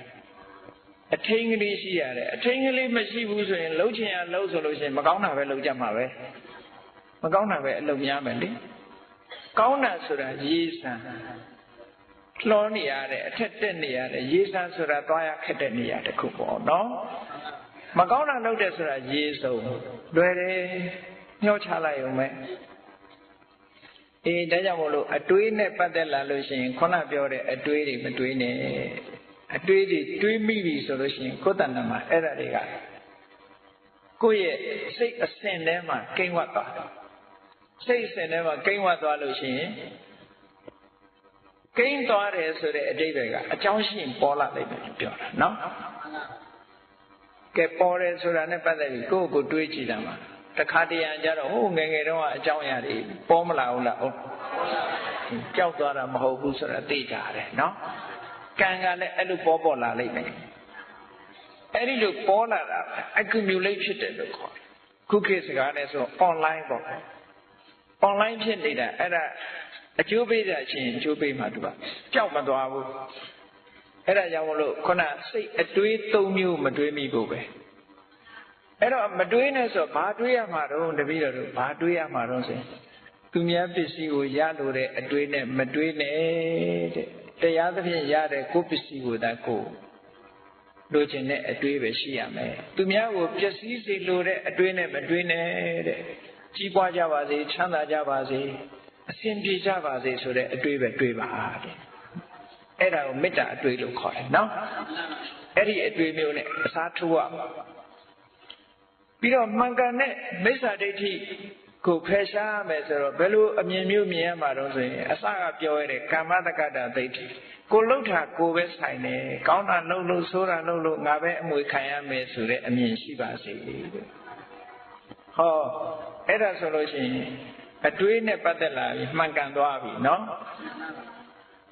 ကဲအတွေးနဲ့ပတ်သက်လာမှန်ကန်သွားလို့ရှိရင်အပြောနဲ့ပတ်သက်ပြီးတော့လည်းမှန်ကန်ဖို့လိုအပ်သေးတယ်ပြောတဲ့အခါမှာလိမ့်မပြောအောင်လိမ့်နေဆိုတာဘာတော့ဆိုရင်ဖြစ်နေတာကတခြားပြောတာတခြားသိရတဲ့နဲ့ကိုတကယ်သိထားတဲ့အကြောင်းအရာတစ်ခုပြောတာကတစ်ခုဖုံးကွယ်ပြီးတော့ပြောတာနော်မုတာတိအပုတ္တဝတ္ထုတကယ်မဖြစ်တဲ့ဟာကိုအဖြစ်လုပ်ပြီးတော့ပြောရင်ဒါလိမ့်နေခေါ်တာပေါ့ဟုတ်ကဲ့ဒါကအပြောနဲ့ပတ်သက်ပြီးထိမ့်သိရမယ်ဟာတစ်ခုနောက်တစ်ခုကဘာလို့ဆိုလို့ရှိရင်တယောက်နဲ့တယောက်မတည့်အောင်ဂုံးမတိုက်နဲ့အဲတယောက်နဲ့တယောက်မတည့်အောင်ဂုံးတိုက်ပြီးဆိုလို့ရှိရင်အဲ့ဒီပုဂ္ဂိုလ်ဟာဒီဘဝမှာလည်းဒုက္ခရောက်တယ်နောက်ဘဝကြာလို့ရှိရင်လည်းသားတဲ့ကွယ်မရတဲ့ကွယ်အချင်းချင်းရံဖြစ်လို့မိသားစုအတွင်ဘယ်တော့မှမတည့်အဲ့ပုပြဿနာတွေနဲ့မရှိဘူးလားတချို့အိမ်တော်တွေအဲ့ဒါမျိုးရှိတယ်နော်သူများတွေမတက်အောင်လုပ်ခဲ့သည့်အတွက်ကြောင့်သူ့တဲ့တဲ့လူလည်းတယောက်မှမရှိဘူးအမြဲတမ်းကွဲပြဲနေတာပဲဟောကံရဲ့ပုံရိပ်တွေလာနေတာအမြဲတမ်းအဲ့ဒါလို့မလုပ်ဘူးဆိုလို့ရှိရင်သူကတယောက်နဲ့တယောက်ကွဲအောင်မတိုက်ဘူးကွဲနေတဲ့ပုဂ္ဂိုလ်တောင်မှစိတ်ဆက်စကားပြောပေးတယ်ညီညွတ်အောင်လုပ်ပေးတယ်ညီညွတ်တဲ့ပုဂ္ဂိုလ်တွေပိုးညီညွတ်အောင်လုပ်တယ်တယောက်နဲ့တယောက်မတည့်တဲ့အပြောမျိုးဆိုရှောင်နေတဲ့အောင်လုပ်ပေးတယ်ဂုံးတိုက်တဲ့စကားပြောလို့ရှိရင်အပင်ငယ်ကြတဲ့အပြင်လူဖြစ်လာရင်လည်းမကောင်းတဲ့ပုံရိပ်တွေပေါ်လာတာပဲဒါကြောင့်မို့လို့ပြောတဲ့အခါမှာသူများတွေမတက်အောင်ပြောတဲ့အပြောမျိုးကိုရှောင်ပါတဲ့အင်္ဂလိပ်လို backbite လို့ခေါ်တယ်နောက်ကျောကနေကိုက်တိုက်နော် backbite or cylinder အဲ့ဒါမျိုးမပြောနဲ့ပိတုနာဝါစာတယောက်နဲ့တယောက်ချစ်ခင်မှုတွေတယောက်နဲ့တယောက်ခင်မင်မှုတွေစိတ်သုံးတော့မလုပ်ကောင်းဘူးတဲ့အဲ့ဒါလို့လုပ်လို့ရှိရင်ကိုဟာခင်မင်မှုစိတ်သုံးခံရတဲ့ပုဂ္ဂိုလ်ဖြစ်မယ်နောက်တစ်ခုကဘာလို့ဆိုရင်စကားပြောလို့ရှိရင်ကျမ်းတဲ့စကားမပြောရဘူးတဲ့ဆဲတာလေးပါလေတချို့ကနှုတ်ကြီးကိုကျိုးနေပဲနော်မကြောက်မနာတာဆဲဆိုပြီးတော့ပြောကြတယ်တာမန်သာအောင်းမိတ်မနေနဲ့အဲ့ဒီဆဲတတ်တဲ့ပုဂ္ဂိုလ်ဟာ နော်ဆဲတတ်တဲ့ပုဂ္ဂိုလ်ကကိုယ်လည်းစိတ်ချမ်းတယ်နားတဲ့ကြားတဲ့လူတွေလည်းစိတ်ချမ်းတယ်စိတ်ကိုချမ်းတမ်းသွားစေတတ်တယ်ဒါကြောင့်မို့လို့ဆဲရေးတိုင်းထွာတဲ့ဖရုဒဝါစာစကားမျိုးကိုမပြောရဘူးတဲ့ဘာပြောရမလို့ကျင်နာတဲ့စကားခင်မင်ပွဲရာကောင်းတဲ့စကားချိုးတာတဲ့စကားဒီလိုဟာမျိုးပြောရမယ်အကျိုးရှိတဲ့စကားမျိုးပြောရမယ်ပြောတော့ပြောကြတာပဲလူတွေကနှုတ်ချိုရှုတပါးဆိုပြီးသို့တော်လည်းပဲချိုးချိုးသားသားမပြောချင်ညာဘူးဘာလို့မပြောချင်လို့ဆိုအတွင်းကဒေါသရှိနေဟုတ်တော့ပြောတာငါစိတ်တူတယ်မပြောချင်ဘူးဟုတ်လားစိတ်ကတိုးနေတဲ့အခါကျတော့ဘယ်တော့မှချိုးချိုးသားသားမပြောမိဘူးအဲ့တော့ချိုးသားတဲ့စကားကိုကြိုးစားပြီးတော့ပြောရမယ်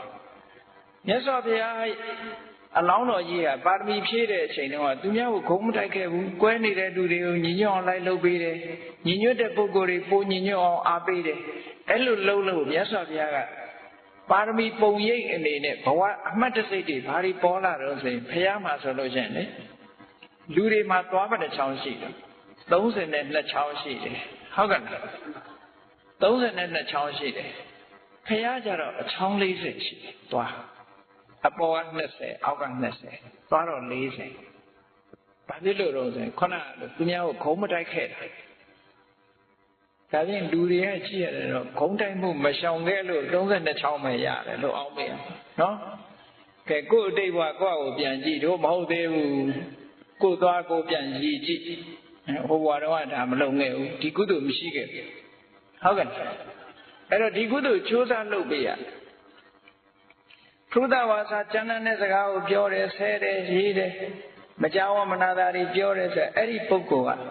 ဘယ်တော့မှသူဟာတိမ်မွေးတဲ့အတန်ကြားရတယ်လို့မရှိဘူးတဲ့နာမချမ်းသာဆရာတွေကြီးပဲကြားမယ်ဘယ်ဘဝမှာနေသူဟာချိုတာတဲ့စကားတခါတော့မိသားစုတစ်ခုတွေ့ဘူးတယ်တဦးတွေ့ဘူးတယ်တအိမ်လုံးဟာပြောကြမ်းတယ်နော်အမေလုံးတဲ့လူကလည်းသားပြောလိုက်ရင်ချိုးချိုးသားသားပြောတာခါမချဘူးဆဲနေတာဆဲပြီးတော့ပြောနေတာဒါရိုးရိုးတန်းတန်းစိတ်ဆိုးတာမဟုတ်သေးဘူးနော်သမင်းကျွေးတာတောင်မှပဲကဲစားဟဲ့ပေါ်နာဝန်းကြတို့ဘာတို့ဆဲဆိုပြီးတော့ကျွေးတာတချို့ကအကျင့်ကြီးပါပြီးတော့နော်မပြင်လို့မရဘူးဆိုမဟုတ်ပြင်လို့ရပြင်ရဖရုဒဝါစာမပြောမိအောင်နေရမယ်ကိုယ့်ကိုဒီတမိုင်းလောက်ရလူဆိုတာအလုပ်တစ်ခုကိုအောင်မြင်မြင်လုပ်ဖို့ရအတွက်ဘာတွေလိုအပ်တုံလို့ဆိုလို့ရှိရင်နံပါတ်1ကယုံကြည်ချက်တတ်တာရှိရမယ်ယုံကြည်ချက်တတ်တာရှိရမယ်နံပါတ်2ကကြိုးစားမှုလောလဝိရိယရှိရမယ်ယုံကြည်ချက်မရှိဘူးဆိုတဲ့ပုဂ္ဂိုလ်ဟာမအောင်မြင်ဘူးကြိုးစားမှုမရှိတဲ့ပုဂ္ဂိုလ်ကလည်းမအောင်မြင်ဘူးနောက်ပြီးတော့တည်ငြိမ်မှုတမာတိဆိုတာလည်းရှိရတယ်သူဟာနောက်တစ်ခုကပညာဆိုတာရှိရတယ်အဲ့ဒါတွေမရှိလို့ရှိရင်ဒီပုဂ္ဂိုလ်ကဘယ်လို့မှမအောင်ဘူးတဲ့နောက်ပြီးတော့တတိထားတတ်မှုရှိရတယ်တတိထားခုနအတွေးမျိုးတွေမတွေးမိဖို့တတိထားရမယ်တွေးရမယ်အတွေးမျိုးတွေးတတ်ဖို့တတိထားရမယ်မပြောရမယ့်စကားမျိုးကိုတတိထားရမယ်ပြောရမယ့်စကားမျိုးကိုတတိထားပြောရမယ်ကြည့်နေတာတွေရှောင်လို့ရတာပဲမူတာဝါဒရှောင်ရမယ်မှန်တာပဲပြောရမယ်ဒီသူများဂုဏ်တိုက်တာမပြောရဘူးတယောက်နဲ့တယောက်ညီညွတ်အောင်သာလုပ်ရမယ်ဆဲရည်တဲ့ဖြိုင်းပြတဲ့စကားမသုံးရဘူးချိုတာတဲ့စကားပဲသုံးရမယ်နောက်တစ်ခုကတမ္ဖပလာပါအကျိုးမဲ့စကားတွေပြောတယ်အချိန်ခါမဟုတ်တဲ့စကားတွေပြောတယ်အကျိုးမရှိတဲ့စကားတွေပြောတယ်တမ္ဖပလာပါပိန်ဖြင်းသောစကားဆိုတာကြည့်လေစဘာပင်များအထဲထဲမှာအဆံမထည့်ဘူးဆိုလို့ရှိရင်ပိန်မနေဘူးလားပိန်နေပါအေးအဲ့ဒါလို့ဘာမှအနှစ်မရှိတဲ့စကားမျိုးတွေကိုအဲ့ဒါတမ္ဖပလာပါလို့ခေါ်အဲ့ဒါမျိုးလည်းပဲရှောင်ရတယ်တဲ့ပြောပြီဆိုရင်အကျိုးရှိတာကိုပဲပြောမယ်ကောင်းတာကိုပြောမယ်ဒီဘဝအကျိုးရှိရမယ်စီးပွားရေးအတွက်အကျိုးရှိရမယ်ပညာရေးအတွက်အကျိုးရှိရမယ်လူမှုရေးအတွက်အကျိုးရှိရမယ်မိသားစုအတွက်အကျိုးရှိရမယ်ပတ်ဝန်းကျင်အတွက်အကျိုးရှိရကျိုးရှိတဲ့စကားမျိုးကိုပဲပြောရမယ်ဒါကိုဆိုလိုတာအဲ့တော့အပြောနဲ့ပတ်သက်ပြီးတော့အခုလို့ဒီ၃မျိုးကိုရှောင်လိုက်ပြီဆိုလို့ရှိရင်ဒါသမ္မာဝါစာဖြစ်လာသမ္မာဝါစာဖြစ်လာလို့လူဖြစ်ကျိုးနတ်ပြီလို့ပြောနိုင်တဲ့တရားလူဖြစ်ရကျိုးနတ် ကဲနောက်တစ်ခုအလုံးနဲ့ပတ်သက်လာရင်တော့ဘာတွေရှောင်ရမှာတော့ဆိုပါဠိပါဒသူများအသက်တတ်တာကိုရှောင်ရမယ်ရှောင်နေဆိုတာဘာကောင်မှမတတ်ဘူးဆိုတာမျိုးကိုယ်လာကြိုက်တဲ့ချင်းလေးကြိုးလေးအစားပြီးမတတ်တာမျိုးပြောဟုတ်ကဲ့တော်တော်များများဘုန်းကြီးတို့တွေ့တယ်ဒီပြနေရာတွေဘလောက်ကောင်းကောင်းချင်းကလေးတွေကြတော့လက်ဝါးကြားထဲမှာပဲအသက်ထွက်သွားတာတွေများတယ်ဖတ်ခနဲ့ရိုက်ကြတာနော်ခုခေတ်ဆိုသားဆိုးသေးတယ်ဘာတော့လျှက်စစ်နဲ့ဟိုရက်တောင်နေနဲ့ဖြတ်ခနဲ့ချနေကြတာပဲအဲ့ဒီကအတော်ကြောက်စရာကောင်းတဲ့ဟာပဲဒါနော်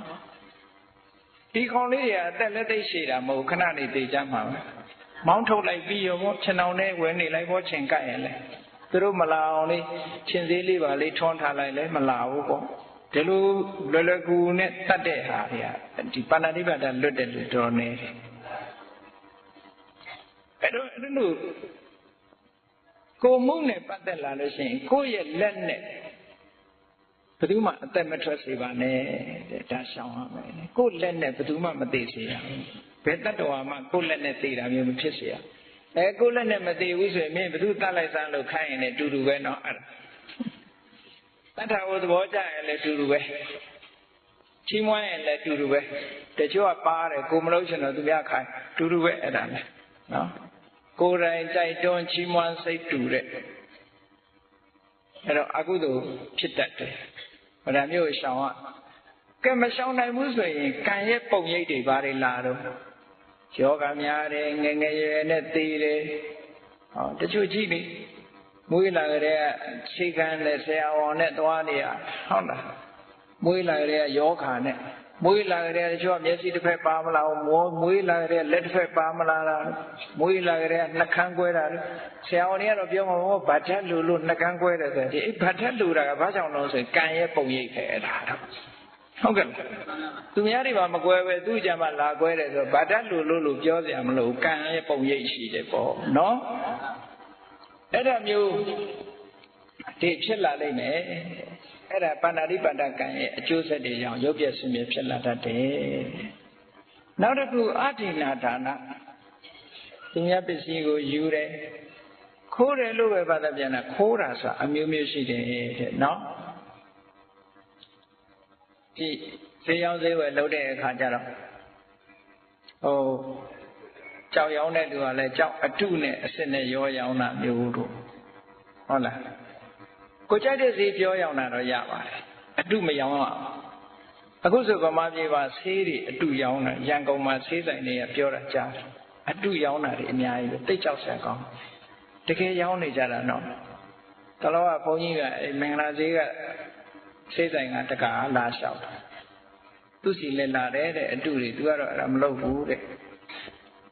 အဲ့ဒါလို့အတုရောင်းတာတွေအများကြီးပဲအခုအရင်က PDI ပေါ့ဘာပလက်ဆိုတဲ့ဆေးတွေမထုတ်ဘူးအခုရောင်းနေတာတွေအတုတွေပဲအကုန်လုံးအဲ့ဒါလို့လှုပ်ထာမျိုးတွေဟာဒါကြတော့ခုနကပြောတာခိုးတဲ့ထဲမှာပါတယ်ဒါတွေကနော်ခိုးတဲ့ထဲမှာပါတယ်အဲ့တော့တချို့ကပြောကြတယ်ဒီပစ္စည်းတစ်ခုကိုရောင်းလို့ကိုတင်ပြီးတော့ဈေးတင်ပြီးတော့ရောင်းတာအပြစ်ရှိလားတဲ့ဆိုဈေးကတော့ကိုကြိုက်တဲ့ဈေးကိုပြောရောင်းလို့ရတယ်လေသို့တော့မပြောနဲ့ဒီပစ္စည်းလေးကဥမာမဲ့1000ပေးထားရတယ်ပေးရတာ900ပေးထားတာကို1000ပေးထားရတယ်လို့တော့မပြောနဲ့အဲ့ဒါတော့လိန်တာပေါ့အဲ့လိုတော့မပြောနဲ့ပေါ့ဘယ်လောက်ပေးရတယ်ပါလဲမပြောရင်ပြောကိုရောင်းနိုင်တာတော့ဒါပဲရောင်းနိုင်တယ်ဒီတဲ့ရှော့မပေးနိုင်ပြောခွင့်ရှိပါတယ်ဒါနဲ့ငယ်ရမကြည့်ဘူးဟုတ်ကဲ့ရောင်းတဲ့လူနဲ့ဝယ်တဲ့လူကြိုက်လို့ရှိရင်ဒါသူကလည်းသူကြိုက်လို့ဝယ်တာလေသို့တော့အတုကိုအစစ်နဲ့ရောမရောင်းနဲ့မကောင်းတာကိုကောင်းတဲ့ထဲကောင်းတဲ့ထဲကိုမကောင်းတာထဲမရောင်းနဲ့ဒါဆိုရင်အပြစ်မရှိဘူးအဲ့ဒါလို့လုပ်ရင်တော့အပြစ်ရှိတယ်ဒါခိုးတာတနည်းပဲเนาะပြီးတော့စီတို့ဘာလို့ရောင်းရင်ပိတ်တာမပြေဘူးဆိုရင်ဒါခိုးတာပဲ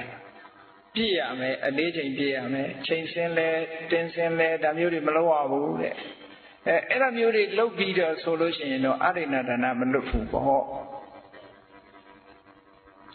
အဲ့တော့မှန်ကန်ကန်ရောင်းဝယ်တာတမအာစီဝရောင်းဝယ်စားတော့တာမှန်တယ်မှန်ကန်တဲ့နည်းနဲ့ရောင်းလို့ရတယ် ကုသိုလ်ရသေးတယ်မှန်မှန်ကန်ကန်ဟောဒီဟာကမကောင်းဘူးဒါကဈေးညံ့တယ်ဒါကဘလောက်ပဲတန်တာကိုဘက်ကဟာကကောင်းတယ်ဟောကောင်းတာမကောင်းတာပြောလို့ရအဲ့လိုပြောင်းပြီးပြောပြီးတော့မှန်မှန်ကန်ဟိုဒါနဲ့ဒါတူတူပါပဲဥပမာပဲဈေးညံ့တဲ့ဟာအရေးချင်းမရှိတဲ့မကောင်းတဲ့ဟာကိုအရေးသွေးမကောင်းတဲ့ဟာကိုကောင်းတဲ့ဟာနဲ့ရောပြီးဒါလည်းတူတူပဲဆိုပြီးတော့ရောင်းရင်တော့ပြည့်ရှိတာပေါ့အဲ့လိုကတော့အဲ့တော့ဆိုလိုရင်းကတော့အယောင်းဝယ်လုပ်တဲ့နေရာမှာရိုးသားမှုလိုအပ်တယ်ပေါ့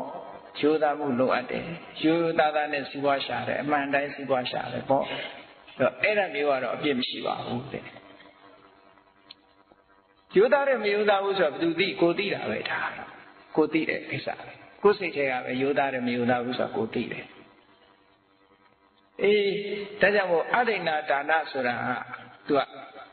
ခိုးမှတိုက်မှအဋ္ဌိဏဒါနမဟုတ်ဘူးအခုလို့မမှန်မကန်လှုပ်တာတွေမှန်သမျှပစ္စည်းရရနဲ့ပတ်သက်ပြီးမမှန်မကန်လှုပ်တာမှန်သမျှအဋ္ဌိဏဒါနထဲမှာပါအဲ့ဒါလို့ဖြစ်ရင်ဘာဖြစ်တတ်လဲကံရဲ့ပုံရိပ်တွေကလှုပ်သမျှတွေကလွဲပြီးတော့ကိုယ်ပစ္စည်းတွေခဏခဏဆုံးရှုံးတယ်တဲ့မိလောင်တဲ့ထဲလဲပါတယ်ရေမျောတဲ့ထဲပါတယ်ခိုးခံရတဲ့ဟောစသဖြင့်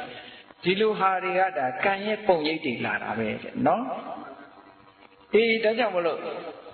လှုပ်တဲ့အခါမှာလည်းပဲအကျိုးရှိတဲ့အလုပ်ကိုလုပ်တယ်ဒါကြောင့်မို့အဋ္ဌိဏဒါနသူရမပေးတဲ့ပစ္စည်းဆိုရင်မယူပေးတာကိုပဲယူတယ်ကိုယ်စိတ်လေးကတန့်ရှင်းတယ်စင်ကြယ်တယ်ဆိုတဲ့စိတ်နဲ့အယောင်းဝယ်လုပ်ပြီးတော့သုံးကြတယ်စားကြတယ်အပြစ်မရှိဘူးဒီဟာကနော်ကောင်းပြီနောက်တစ်ခုကပါတော့ဆိုရင်ကာမေတုမိစ္ဆာစာရကာမေတုမိစ္ဆာစာရဆိုတာဒီကာမကိစ္စနဲ့ပတ်သက်ပြီးတော့မှားမှားယွင်းယွင်းလုပ်တာမျိုးတွေပေါ့အဲ့ဒီမှားမှားယွင်းယွင်းကာမေတုမိစ္ဆာစာရကံမျိုးကိုကျူးလွန်ပြီဆိုလို့ရှိရင်ဒီပုဂ္ဂိုလ်ကလူစင်မမီတဲ့ပုဂ္ဂိုလ်ဖြစ်တယ်အားလုံးကမုန်းတီးခံရတဲ့ပုဂ္ဂိုလ်အရက်ထဲမှာဆိုရင်ရှင်ဘတ်ပေါ့နော်လူတကာကအမြင်ကတ်ခံရတဲ့ပုဂ္ဂိုလ်မျိုးဒါအပေါ့ဆုံးအပြစ်အဲ့ဒါလိုဖြစ်တတ်တယ်အပင်ငယ်ကြတာတော့မပြောနဲ့တော့ပေါ့နော်သူလို့ရင်လုံးသလောက်မကောင်းတဲ့ဟာတွေကနေအကျိုးပေးခံအဲ့တော့ကဲကြည့်လိုက်မယ်ဆိုလို့ရှိရင်လူလောကရောက်လာရင်ကောင်းတဲ့အလုပ်နဲ့မကောင်းတဲ့အလုပ်ခုနပြောရင်နံပါတ်1ကကံကံရဲ့အကျိုးကိုလက်ခံယုံကြည်မှုသိမြင်မှုဆိုတဲ့ကာမတက္ကတာဒိဋ္ဌိရှိတယ်ရှိပြီးတဲ့အခါမှာအကုသိုလ်တွေကိုမကောင်းတဲ့ဒုစရိုက်တွေကိုရှောင်တယ်ကောင်းတဲ့ဒုစရိုက်တွေကိုလုပ်တယ်ဒါတွေလုပ်နေလို့ရှိရင်ဒါလူဖြစ်ကျိုးနှပ်ပြီလို့ပြောလို့ရတယ်နော်အကယ်၍သာလူဘဝရောက်လာပြီးတဲ့အခါမှာတွေးတာလည်းပဲတွေးချင်သလိုတွေးတယ်ပေါ့အပြစ်မကင်းတဲ့အတွေးတွေတွေးတယ်ပြောတဲ့အခါမှာလည်းအပြစ်မကင်းတဲ့အပြောတွေပြောတယ်လုပ်တဲ့အခါမှာလည်းအပြစ်မကင်းတဲ့အလုပ်တွေကိုလုပ်တယ်ဆိုလို့ရှိရင်အဲ့ဒီပုဂ္ဂိုလ်ဟာလူဖြစ်ကျိုးမနှက်ဘူးတဲ့ဘာဖြစ်လို့တော့ဆိုရင်ဒီကံကအကျိုးပေးတဲ့အခါမှာသူကကြီးတဲ့နှိမ့်တဲ့ဘဝရောက်သွားလိမ့်မယ်ဒုက္ခရောက်ကြလိမ့်မယ်အေးဒါကြောင့်မလို့လူဖြစ်ကျိုးနှက်ပါစေဆိုတာအဲ့ဒါပြောတာနော်အဲ့တော့လူဖြစ်ကျိုးနှက်အောင်ဘယ်သူလုပ်ရမလို့ဆိုကိုယ်ပဲလုပ်ရမှာဒါသူများကိုမေးစရာမလိုကိုယ်ပဲလုပ်ရမယ်ဒါကြောင့်မို့လို့လူဘဝရောက်လာလို့ရှိရင်အတိတရားနဲ့တတိတရားပေါ့နော်အတိတရားနဲ့တတိတရားဆိုတာစာပေလိုပြောမယ်ဆိုရင်တတိတံပစင်ညလို့ခေါ်တယ်တတိဆိုတာငါကောင်းအောင်နေရမယ်ဒီအတွေးမျိုးမတွေးရဘူးဆိုတာတတိယရမယ်ဒီအပြောမျိုးငါမပြောရဘူးဆိုတာတတိယရမယ်ဒီအလုပ်မျိုးငါမလုပ်ရဘူးဆိုတာလည်းတတိယဒီအတွေးမျိုးကိုတွေးရမယ်ဒီအပြောမျိုးကိုပြောရမယ်ဒီအလုပ်မျိုးကိုလုပ်ရမယ်ဆိုတာကိုတတိထားတယ်မြဲတာအဲ့ဒါကတတိလို့ခေါ်တယ်တမ္ပစင်ညအတိတရားဆိုတာဘာလို့ဆိုလို့ရှိရင်ဒါလုပ်လို့ရှိရင်မကောင်းတဲ့အကျိုးတွေလာနိုင်မယ်စဉ်းစားဆင်ခြင်တယ်ငါပြောနေတဲ့အပြောဟာအပြစ်ကင်းတဲ့အပြောလားအပြစ်ရှိတဲ့အပြောလားစဉ်းစားတာဟုတ်ကဲ့ငါတွေးနေတဲ့အတွေးဒီအပြစ်ရှိတဲ့အတွေးလားအပြစ်ကင်းတဲ့အတွေးလားကိုယ့်ကိုစဉ်းစားလာလိုက်ဟောစဉ်းစားရင်ဘာဖြစ်လဲသိလာအဲ့ဒါကအတိတရားအဲ့ဒီတတိတရားနဲ့အတိတရားအခြေခံအားဖြင့်လူလောကမှာရှိနေပြီဆိုရင်ဒါတပိုင်းအပြင်ပြောမယ်ဆိုရင်လူဖြစ်ကျိုးနှပ်ပြီလို့ပြောရနော်သို့တော့ဒီတဲ့လူဖြစ်ကျိုးနှပ်အောင်လုပ်လို့ရသေးလားလို့ဆိုရသေးတယ်အများကြီးရှိသေးတယ်ဒါကဖောင်ဒေးရှင်းပဲရှိသေးတယ်ဟုတ်ကဲ့ လူဘဝရလာလို့အရင်မရှုံးရုံပဲရှိသေးတယ်အမြတ်မရသေးဘူးနော်အမြတ်ရဖို့ကြတော့ဘာလို့ရမလဲအမြတ်ရဖို့ကြတော့သူ့တဲ့တဆင့်တက်ရလိုက်အောင်မယ်ဘာတွေကိုနားလည်အောင်လုပ်ရမလို့ဆိုရင်လူဆိုတာယုံနဲ့နာနှစ်ခုပေါင်းစပ်ထားတာတကယ်တော့တတ္တဝါဆိုတာမရှိဘူးသူဆိုတာလည်းမရှိဘူးငါဆိုတာလည်းမရှိဘူးယောက်ျားဆိုတာလည်းမိန်းမဆိုတာလည်းအပေါ်ယံနာမည်လေးတွေပေးထားတာတကယ်တော့လူတိုင်းမှာတကယ်ရှိနေတာယုံနဲ့နာမည်ရှိတယ်အဲ့ဒီယုံနာနှစ်ခုဟာလည်းပဲသာဝရပြောင်းလဲနေတဲ့အရာကြီးတာဖြစ်တယ်တို့တွေဟာသာဝရပြောင်းလဲနေတဲ့ယုံနဲ့နာဒီနှမျိုးတည်းနဲ့ဒီအတိဖြစ်နေတဲ့ယုတ်တိနံနေနဲ့ပဲဒုဘဝဟာရှိနေတယ်ဘယ်အရာမှမမြဲဘူးဆိုတဲ့အတိရှိဖို့လိုသေးတယ်ယုတ်နဲ့နံနှမျိုးတည်းပဲရှိတယ်ဆိုတဲ့အတိကလေးရှိလာပြီဆိုလို့ရှိရင်ကြည့်ဘာတွေဖြစ်လာတော့ဆိုရင်ဒီအတိလေးဝင်လာတာနဲ့တပြိုင်နက်တွေ့တာမှုတွေလျော့လာတယ်လောဘကိုလျှော့ချနိုင်တယ်ဒေါသကိုလည်းလျှော့ချနိုင်လာတယ်ဘာဖြစ်လို့မောဟကလျော့သွားတယ်ဒီအတိသိလိုက်တာနဲ့တပြိုင်နက်လူဆိုတာတနေ့ကျတော့တေကြမှာပဲမာမနာတွေထားနေလို့လည်းမဖြစ်ဘူးတနေ့နဲ့တနေ့ငါရဲ့ယုတ်တိနံတွေဟာပြောင်းလဲပြီးတော့ပျက်စီးနေတာပါလားဆိုတဲ့ယုတ်နဲ့နံနှစ်မျိုးသာရှိပါလားဆိုတဲ့ဒီအတိလေးသိလိုက်တာနဲ့တပြိုင်နက်ဘဝပေါ်မှာတွေ့တာတာနည်းသွားတယ်ပစ္စည်းဥစ္စာပေါ်မှာတွေ့တာတာတွေလျော့လာတယ်မိသားစုပေါ်မှာတွေ့တာတာတွေလျှော့ချနိုင်လာတယ်လျှော့ချလာတော့ဘာဖြစ်တုံးဆိုတွေ့တာတာလျော့သွားတာနဲ့တပြိုင်နက်တောကလည်းလျော့လာတာပဲတောကလည်းလျော့လာအတွေ့အတာရှိမှတောကရှိတာအတွေ့အတာမရှိရင်တောကမရှိဘူးလေနိုင်ငံခြားတိုင်းပြည်တွေမှာကိုယ်နဲ့ဘယ်သူမှမသိဘူးဆိုရင်အဲ့ဒီနိုင်ငံတွေကဘာဖြစ်ဖြစ်ကိုတောကမဖြစ်ဘူးဘာဖြစ်လို့တော့တွေ့တာမှမရှိတာတောကဆိုတာကိုတွေ့တဲ့နေရာမှာဖြစ်တာမတွေ့ရင်ဖြစ်ကိုမဖြစ်ဘူးအဲ့တော့တောကမဖြစ်ဘူးဆိုလို့ရှိရင်လူရဲ့စိတ်ဘဝဒီဘဝတည်းပဲငြိမ်းချမ်းမှုကိုရသွားတယ်ဒါကြောင့်မို့လို့လူဖြစ်ကျိုးနှံ့အောင်တစ်ဆင့်တက်ကြမယ်ဆိုလို့ရှိရင်လူဘဝဆိုတာဘာနဲ့တိဆောက်ထားတာလဲဆိုတာကိုတစ်ဆင့်တက်သင်ကြားရလိမ့်မယ်ဘဝဆိုတာယုံနဲ့နံနှစ်ခုနဲ့တိဆောက်ထားတယ်အဲ့ဒီယုံနဲ့နှစ်ခုဟာလည်းဆိုင်ရာအကြောင်းတရားတွေကြောင့်ဖြစ်နေတယ်အဲ့ဒီဆိုင်ရာအကြောင်းတရားကြောင့်ဖြစ်တဲ့ယုံနဲ့နံသည်မမြဲဘူးသာဝရပြောင်းလဲနေသည့်အတွက်ကြောင့်စိတ်ကျေနပ်เสียမကောင်းဘူးကျေနပ်เสียမကောင်းတာကို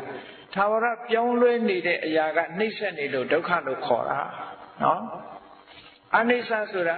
ဖြစ်ပေါ်လာပြီးတဲ့နောက်အမြဲတမ်းပြောင်းလဲပျက်စီးနေလို့အနိစ္စလို့ခေါ်တာဒုက္ခဆိုတာအမြဲတမ်းကပ်ပြီးတော့ဆင်းရဲဒုက္ခဖြစ်ပြမှုတွေနဲ့နှိမ့်ဆက်နေလို့ဒုက္ခလို့ခေါ်တာအဲ့ဒီလိုပြောင်းလဲနေတဲ့ရုပ်တရားနံတရားကိုပြောင်းလဲမှုတွေနဲ့ဒီနှိမ့်ဆက်နေတဲ့ဒီရုပ်တရားနံတရားကိုမနှိမ့်ဆက်ရအောင်ဘယ်သူကနေပြီးတော့တွန်းလှန်ဖယ်ရှားပြလို့ရမရဘူးတွန်းလှန်ဖယ်ရှားနိုင်တဲ့တကောအာနာပါဝါကိုမှမရှိဘူးကိုအလိုချဖြစ်သလားဆိုတာတခုမှမဖြစ်ဘူးဟုတ်ကဲ့လူဆိုတာအမြဲတမ်းငယ်ငယ်လေး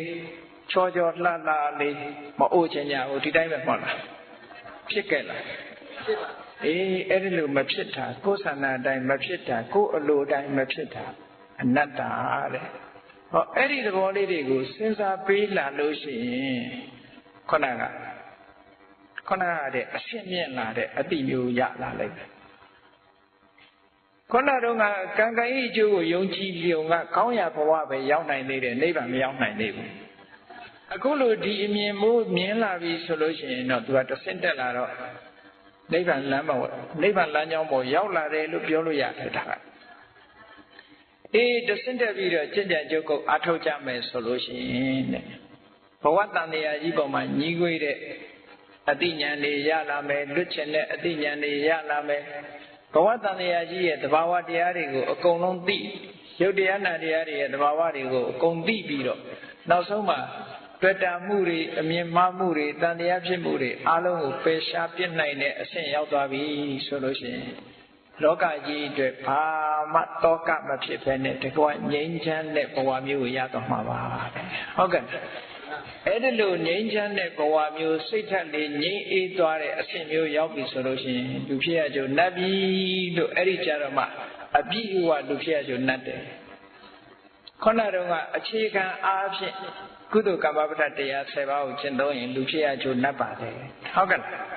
ဒီတဲ့တဆင့်တက်ပြီးတော့ခုနက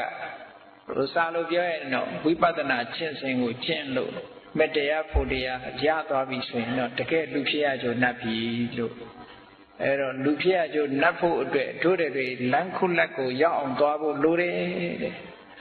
နော်လမ်းခုလက်လေးအခြေခံလေးတောင်မှတို့တွေအခြေခံအုတ်မြစ်လေးတောင်မချနိုင်မဲနဲ့အထက်ကိုတက်ဖို့ဆိုတာအတော်ခရင်နေဒါကြောင့်မို့